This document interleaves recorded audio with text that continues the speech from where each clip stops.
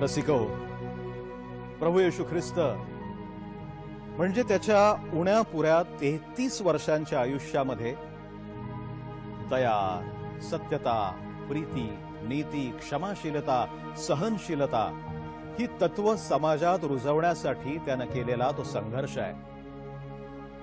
प्रभू येशू ख्रिस्त म्हणजे बोले तैसा चाले त्याची वंदावी पाऊले असं असणारं साधं सरळ आयुष्य आहे। प्रभू येशू ख्रिस्त म्हणजे वधस्तंभावरलं अद्भुत मरण आहे आणि अलौकिक पुनरुत्थान आहे। हे पुनरुत्थान काय आहे? प्रभू येशू ख्रिस्त सगळ्या जगासाठी पापावर गेला, पुनरुत्थित झाला, तो पुन्हा या जगामध्ये येणार आहे, हीच तर सुवार्ता आहे। पुनरुत्थान, पुन्हा उठणं, पुनरुत्थानाचं गूज समजून घेणं फार गरजेचं आहे आणि त्यासाठी पाप म्हणजे काय हे आपल्याला माहिती पाहिजे। सगळ्या मानवानं पाप केलेलं आहे। पाप म्हणजे परमेश्वराच्या आज्ञांचा भंग करणं, परमेश्वरापासून दूर जाणं। आपण आयुष्यातल्या अनेक क्षणांमध्ये परमेश्वरापासून अनेकदा दूर जातो। कदाचित तुम्ही गेला असाल, मीही अनेकदा गेलेलो आहे। परंतु पापाचा तिरस्कार करा, पाप्याचा नाही, हे येशू ख्रिस्तांचं तत्व आहे। तो पाप्यांचं निर्दालन करत नाही, तर तो पापी माणसाला पुन्हा एकदा पश्चात्तापाच्या द्वारे नवं जीवन मिळवण्याची संधी देतो। जसा प्रभू येशू ख्रिस्त मरणातून विजयी झाला, तसे आपण सुद्धा आपल्या पापाला दूर करून, पश्चाताप करून एक नवं जीवन मिळवू शकतो, एक आत्मिक पुनरुत्थानाचा अनुभव घेऊ शकतो। आणि हेच पुनरुत्थान आहे, हे पुनरुत्थानाचं गूज आहे आणि हे तुम्हाला कळावं आणि त्यातून तुम्हा सगळ्यांना नवं जीवन मिळावं, हीच आमची या कार्यक्रमाद्वारे सदिच्छा आहे। हे नवं जीवन जर आपल्याला मिळालं ना, तर मग आपण हर्षानं सगळ्या जगाला सांगू शकतो की सांगा सर्व जगा, सांगा हर्षाने, मरण जिंकिले, मरण जिंकिले येशू राजाने।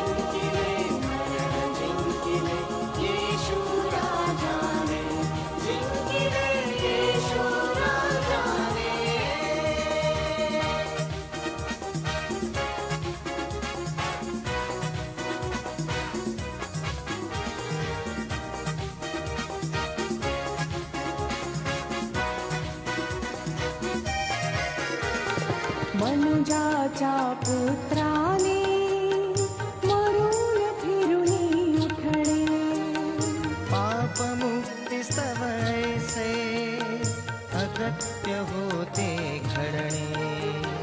हे तर मरणाधी सांगितले येशूने, जसे म्हणाला येशू घडले त्याच प्रमाणे।